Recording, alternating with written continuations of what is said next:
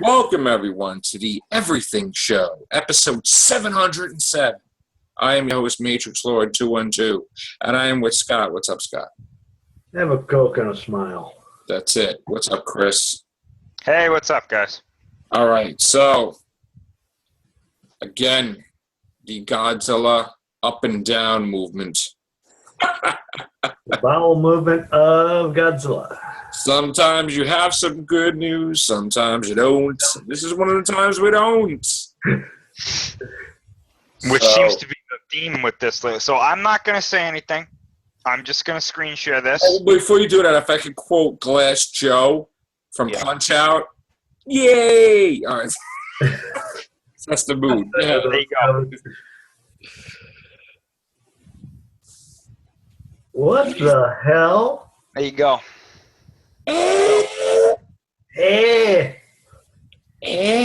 Talk about it. Bring it on.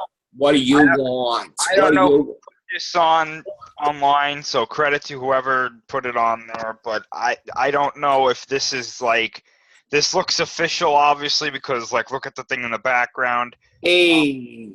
I don't know what's going on. I don't know if this is a stylized version of this. It looks like human. It looks like human hands stuck on Godzilla. Like the design doesn't it. He doesn't look like this in the movie. They got some of the top elements right, but there are things that are different. That's why I'm saying everything we see about this design has been really inconsistent. Right. I mean, it looks like somebody spitballed him in the eye, and that's actually why. Which is embarrassing because he would not be able to see with that little of an eye. There's no, when you make a design, you got to do something that actually makes sense. Can't you think yourself as the monster and saying, if I had a eye that is peanut size, microscopic, that means that I'm blind as a bat. And the eye socket is, if you notice, the eye socket's like this, and the eye is like this. Yeah, it's something more than a dime. So I think somebody screwed up. It looks like Godzilla's great-great-great-grandfather got out of the recliner. If you look at it, right, Chris? Look at his face. It's like, hey, where my medicine, hey? It's like somebody has to stick a walker in front of it just to be. It looks like he's been scratching his neck. Because if you see that thing there, it's like he's scratching himself. And it looks like there's a paw print on his chest. Somebody did that. If you notice, look at that. Look at the handprint on his chest. You can put it right there. It's 5 fingers. But, yeah, I think this is pretty bad. This is probably one of the worst. That's stupid. This is Grandpazilla. Grampzilla. Grampzilla is pretty much what it is. Yeah. So this is what you get.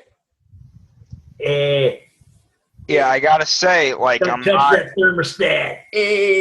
I'm not a huge I don't know. I don't know anymore. Some pictures look good, and I'm all for it, and then some things like this come out, and I'm like, this is terrible. Were they drug tested when they created this mold, or were they high on? No, you know what they wanted or something. You know what they wanted to do? They did what they wanted. They got a design that nobody's ever going to forget.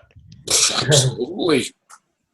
I mean, I don't know what else to say. I don't know if this is going to be a good movie or a bad. Let's give a clap because that you actually achieved in making the worst Godzilla model. Oh, wait a minute. He can't clap. I wouldn't call this the worst. I think this is actually far from the worst, but it's far from the best. Well, let's talk about the worst. What's the worst? Zilla?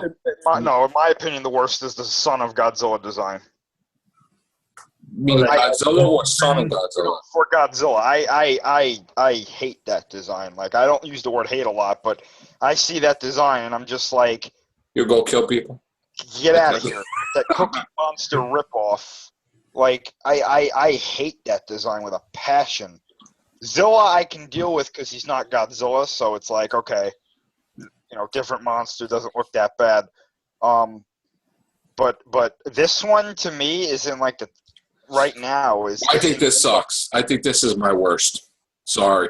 For me, it's in limbo. This one, like I don't know. I have to see more of it. I have to see it in the movie. If Godzilla is like 155 feet, right? Well, what is it? How many feet? 390.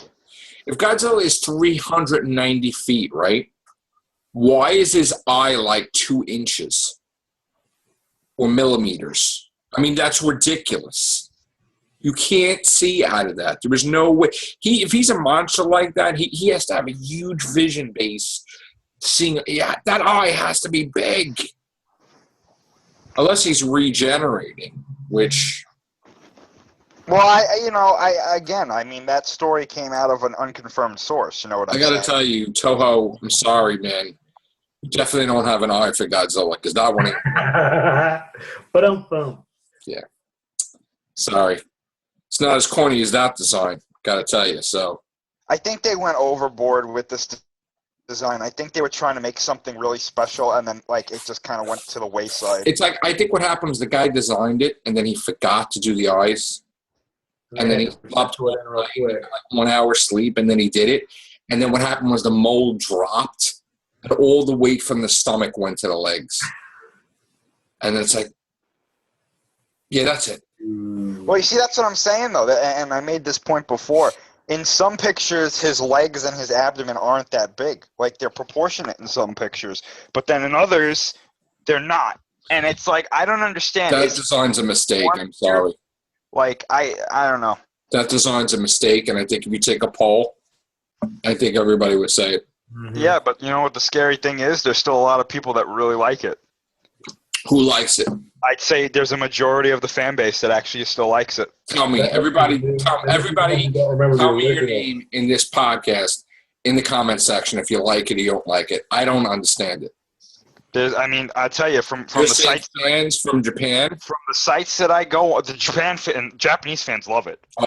They're in love with it, like almost. No, I wouldn't go that far.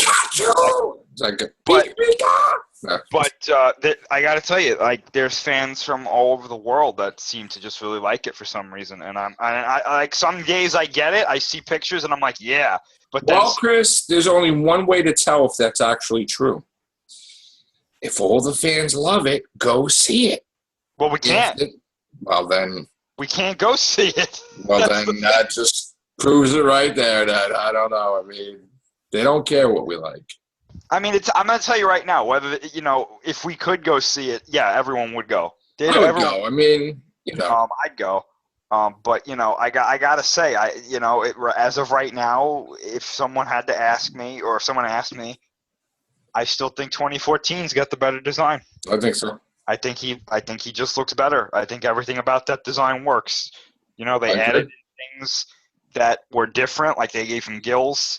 That looked cool. They made huge 355. I still think that design looks fantastic. I mean, we haven't even seen this one's atomic breath yet. God. And I have a theory about what I think it's going to be. I really do think it's not going to be. It's not going to be a beam. I think it's going to be some sort of vapor that he breathes, like 54 did, because 54's was a vapor, melted metal, and it was corrosive and it was radioactive. And it exploded on contact with some things. What about the roar? I think the roar that they have in the trailer is a placeholder. I think that they put it in there because it's a classic Godzilla roar, and they knew that it would get people excited. It got me excited for the movie.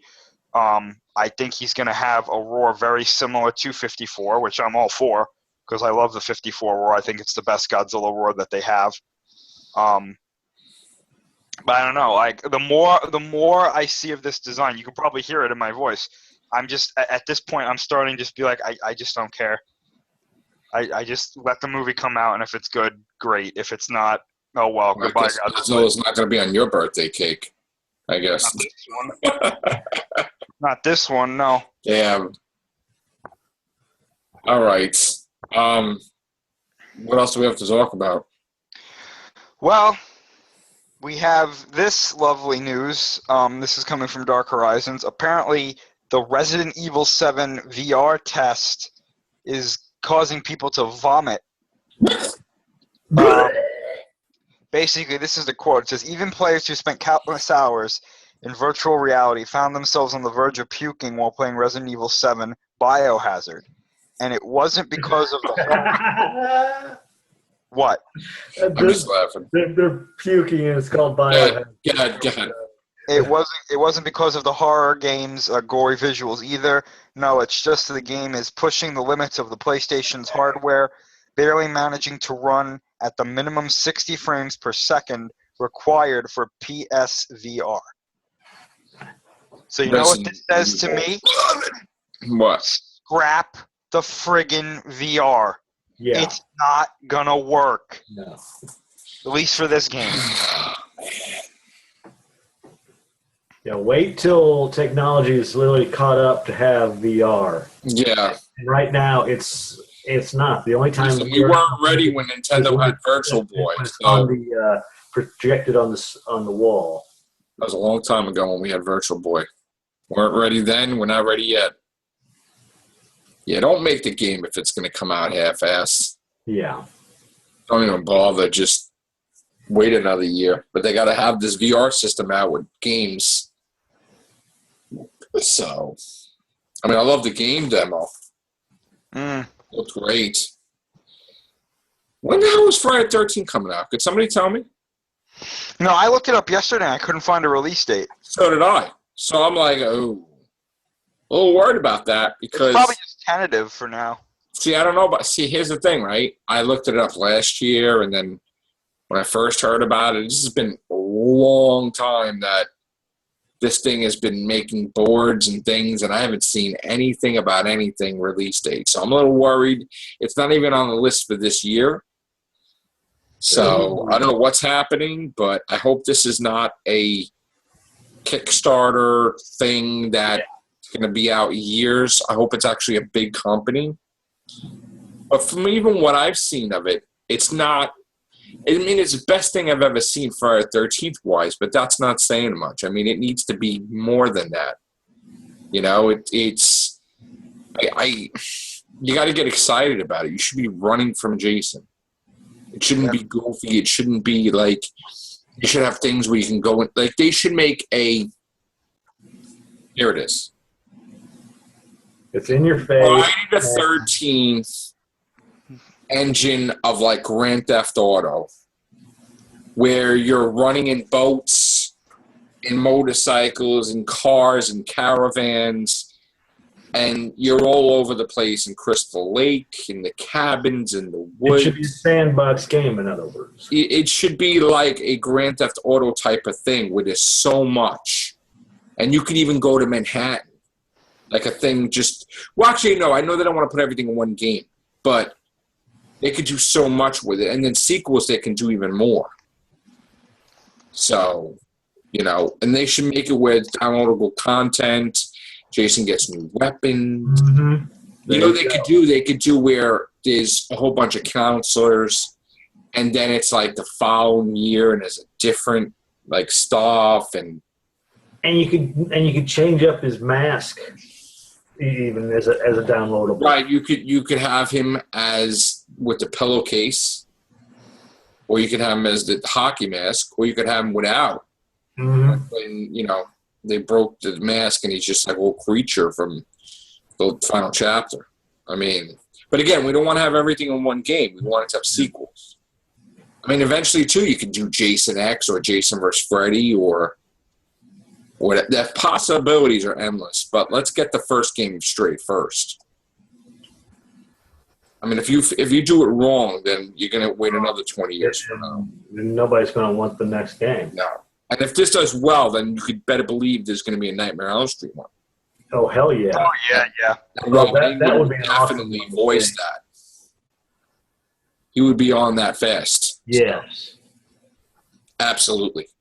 And that would open up the door for other horror games, too. Halloween. That's the one I was thinking about. Halloween is, since they've got his mask supposed to be that of Kirk's, the downloadable content could be other Star Trek alumni. They should have William Shatner get killed off in the new Halloween. Oh, that would be excellent. That would be excellent. That would be great. No one on Chucky, people. I do apologize about that. It's in the dark. Halloween, we still don't know what's going on with that sequel. We have news about Dory, Finding Dory, right? Biggest box office opener so far, I guess. Rumored to be $140 million opening. Makes sense. But it's not. Sunday's not here yet, guys, so you can't really make that determination. But when Sunday's done, probably Monday or Tuesday, we'll be able to talk about it. So it looks like Dory is doing well. Finding Dory. X-Men is doing better. Let me just give you the numbers on. And again, I'm actually happy that. I mean, I'm happy that to me, it's not failed. You know, I know it's critically and whatever. It's at 142 domestically. Still didn't make the 178 domestic. I'll be happy if it makes 178 domestically, because at least you could say, all right, he broke even domestically, but it made a $343 million profit, foreign. So it's basically going to make. I think it's going to do over $500 million worldwide, which is nothing to sneeze at. And Turtles, I'm sure is going to get a sequel. I'm pretty sure. I mean, it's got $125 million. The budget's $135 million. I think the company. I mean, it's probably going to make back its budget with a little bit of a profitability. So, if I was the company, I would just throw less of a budget. Instead of $135 million, I throw a $100 million budget to the next one. You know, because you don't have to do crazy special effects with that. And then that would be it. I mean, do a Turtles 3, $100 million budget. That's what I would do. Civil War. This was the funny thing. They compared Civil War to Batman vs. Superman. And they said, well, Batman vs. Superman's totally done. No more in the box office. But Civil War is not stopping. Nope, it's still building. $400 million domestically. And it's basically $1,100,000,000 like about $50 million, $1,150,000,000 about, and it's still going. So I'm proud about that too, honestly, because I mean, the next thing would be, what was the next thing? It was 1,160,000, right? What movie was that, Marvel wise? That was. I don't remember. Yeah, that was like. Let me see. Was it Iron Man? Hold on. Iron Man 3 is what? Iron Man 3 was $1,215,000,000. Damn. So it's not that. What was it? It wasn't Avengers. There was another Marvel movie. What the hell was it? Was it Thor? Let me see. I'm trying to think. Thor. Let's see. Thor. Thor did $644 million. It wasn't Thor. I can't remember what it was, but there was another Marvel movie that was like 1,160,000,000 or something like that. So I'm sure that will beat that. Was it Winter Soldier? I'm gonna say. No, I don't think it was. No, it wasn't Winter Soldier. Wasn't Avengers. Wasn't Avengers 2. Why can't I think of what it is? That's odd. All right, it will come to me, I'm sure. But anywho, what else do we have? Release schedule. Let's see. Oh, Independence Day is coming out this weekend. Yep. Coming up. That's interesting. And The Shallows horror movie. That's cool. And Neon Demons a horror thriller. Okay. I think Independence Day is going to do amazing. What do you think? Yeah, I think it will. Yeah. Whether or not it's going to be a good movie or not is another story. It's basically going to green light the next Independence Day. What, Scott? What'd you say, Scott? Yeah. It would be cool if the third one had them battling the War of the Worlds aliens, and you come to find out they were both. Well, I like the idea. What did you say, Chris? There was an accident that killed the wrong alien or something? Well, that was what the original script for this one was going to be, but they scrapped it. That would have been funky cool. If it was like, I don't know. Let's see. Day meets Men in Black. Also, they're going to have a reboot of The Saint. So that's interesting. Everything is. I saw a few of the ones with Roger Moore. I thought saw a few of the episodes there. It was the one with Val Kilmer, if you remember, too. Yeah, I was talking about the series. Yeah, the series was great, yeah. The movie was decent. It was one of those 80s or 90s. Yeah, it was, you know. But what else was... I know. There is some news. I forgot to say it a couple of days ago. I think we have possibly the plot synopsis for Transformers: The Last Night. From what I'm hearing, it's going to sound kind of weird. I don't really know where they're going with this, but just, yeah. So apparently the movie takes place right after Age of Extinction. Somehow, Optimus Prime has gotten back to Cybertron. He's on the planet. He discovers that they didn't know the reason why Cybertron was completely like a dead planet. He discovers that it was somehow his doing. That I guess sending the Allspark into space caused the planet to die. But there's a way to bring it back. I guess one of his creators, he finds them on Cybertron, and they tell him there's a way to bring Cybertron back. There's something that he needs to get. There's an artifact that can bring the planet back in place of the Allspark. And of course, that thing is on Earth. So Prime has to return to Earth. And somehow, this is where things get a bit weirder. Somehow, all of this is going to tie into, like, King Arthur and Merlin. And I'm thinking, someone came up with this idea. They said that the object might be Excalibur. That Excalibur might be one of the Prime swords. No. That's what it is. It's like... One of the Prime swords is not new. That's actually something that's been done in Transformers already. So I'm not upset about that. I'm not really upset about this at all. I'm wondering, where are they going with this? Yeah, I'm upset by this because I sort of like the Camelot Knights of King Arthur, and now you're mixing it with something else I like, which I'm not really happy about that. Right. So, Transformers is Transformers, but let's not get ridiculous. Yeah, let's not go overboard. Like, you're getting into crazy dangerous territory, and it's like, does everything need to be sent to Earth?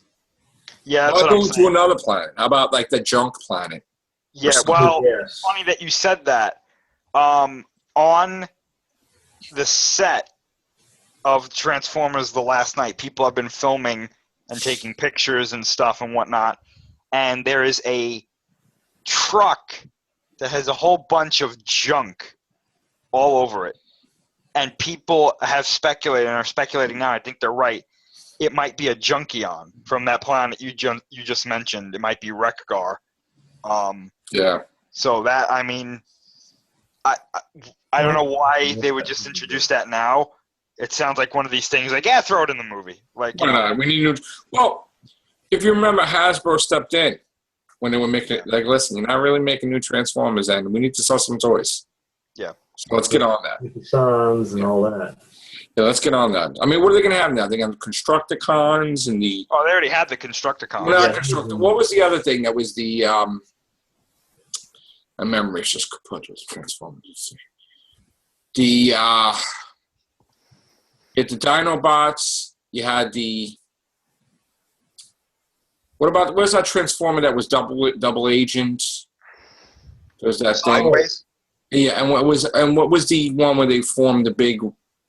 There was oh God, what the hell are the names?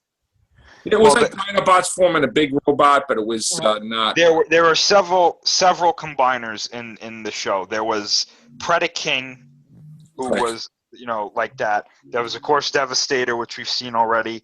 There was Bruticus, who was the Combaticons. There were the Insecticons, who weren't combiners. Yeah. Right. There were the Rescue Bots, which was an Autobot combiner. There was the Stunticons formed. I don't remember who they formed, but it was another combiner. And that was about it, I think, in the original show. And we have yet to have Rodimus Prime, right? Yeah, I have a very funny feeling that with this, they're gonna Ultra Magnus, right? Yeah, I know. Ultra Magnus is my favorite character, but I want one of the spin-off writers to do that. Yeah. Bumblebee's getting a spin-off next year. Or in. Of course, he's getting a new body anyway. Well, this is what I'm saying. I think they're going to turn Rodimus Prime's story into Bumblebee's story. Ugh. I think they're going to have Bumblebee be the one because Hasbro has the leader of the Autobots. I think Hasbro has invested so much money into Bumblebee, and he's the mascot now, right next to Optimus Prime for Transformers. Well, he's in Times Square, actually. So there you go. I think that instead of introducing a new character, what they're going to do is they're going to turn Rodimus Prime's story into Bumblebee's story, and he's going to. I would rather see Rodimus. When I was a kid, I didn't really like Rodimus Prime. Oh, I know, me neither. Yeah, me neither. So I was like, and he wasn't supposed to get the Matrix. No. He got it by accident. Remember, because wasn't Ultra Magnus supposed to have it? Yep, no, it was reversed. Oh. What? Ultra Magnus got it by accident. Rodimus was always supposed to get it. Hot Rod was always supposed to get it. Okay. When Optimus Prime died, he gave it to Ultra Magnus. Right. And Ultra Magnus couldn't open it. And then Hot Rod was able to open it when he was fighting Galvatron inside Unicron's head. Okay. And the Matrix turned him into Rodimus Prime. Right. But then Optimus came back and he became Hot Rod again, right? Optimus came back and he became Hot Rod, and then Optimus died again and he became Rodimus Prime. Again. But we never saw that. That was in Japan. They made episodes about it? They continued G2 in Japan as Headmasters, I think was the show. But they never released it here. You can get it now. Okay. Now, Optimus dies, he dies again, and Hot Rod takes the Matrix of Leadership again, and he becomes Rodimus Prime again. And Galvatron's still the leader. Yeah, Galvatron was still the leader, yeah. Okay. Galvatron never turns back into Megatron, which is why I'm trying to figure out what they're doing. Yeah. I mean, I think I know what they're going to do. They're going to, like, Megatron's going to be like, oh, Galvatron was the human weapon, I'm Megatron, but... Yeah. Whatever. Right. Yeah. How many more Decepticons could be out there? I mean, really. Well, I think it's time to change it up, and I think it's time to make a bigger budget and really work at it, a G.I. Joe, but really good. I mean, I want to see Cobra Commander at its finest, and then eventually I want to see Serpentor and all that. And I don't really think that they did a good job enough with G.I. Joe, because I think it was a missed opportunity. I mean, I did like both of them, but I think we need to see a Cobra Commander-centric, focus on that voice, and it has to be a similar voice to, the cartoon. Yeah, I like it like that. Yeah. It's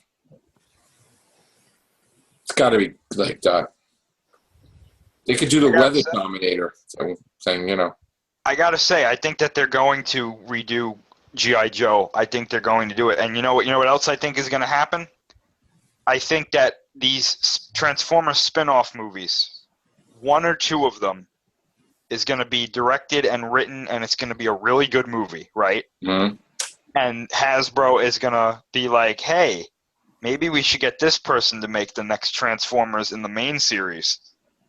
And then see that happen. I have a very funny that's what could happen. I mean, even with the Star Wars, right? If somebody really knocks it out of the park with these... They could do 10, 11, or 12. Yeah. They'd be like, you know what? I'm so surprised J.J. Abrams is not doing another one. Well, he said he wanted to be one and done. He didn't even want to do Force Awakens. Well, he did Force Awakens, and then he made it. He says the first time ever in history he regrets not doing the next one. Yeah. So because you know the whole story behind that, right? he had to get his wife's permission, right? Steven Spielberg took him and his wife out to dinner, and he brought up the idea in front of JJ's wife. And she said, "Yeah." She was like, "Oh, you should do that." And then, but they thought she wasn't going to say that. No, they didn't. They didn't know at all. But Oh. what happened was, while they were at dinner, JJ said, "You know what? Maybe I will do it," or like he started to like change his mind. And literally, they said that at the table, Spielberg got up. He was like, "I'll be right back." And apparently, he went and called Kathleen Kennedy and was like, "You better call him now because I think he might want to do it now." And then like she called him the next day, and Wow. he jumped on board. That's great. That's good. That was good planning. Yeah, Spielberg knows what he's doing. I wonder what Lucas is just about this whole situation. I heard that conflicting reports. He said it was great, and then all of a sudden you heard the real report that he didn't like it. Well, I know what he's doing now. Like he's told people what he's doing. He's retired from filmmaking for the public, but apparently he's from now on making movies for his friends, like for his friends to see. So hey, whatever. Yeah. Doing what though? I guess he's making movies, just things that he wants to do that nobody's ever going to see except for his friends. Millions of dollars budget? I don't know for sure. But like Jar Jar, I'll stick Jar Jar in it. Well, I know he said he liked The Force Awakens, but he wished that Disney would take some of his suggestions. But Disney, like, we've got our own story. Like, we know what we're doing. Okay. We'll see how that goes. All right, we're running out of time here, so that's it for this episode. So take care. Bye for now.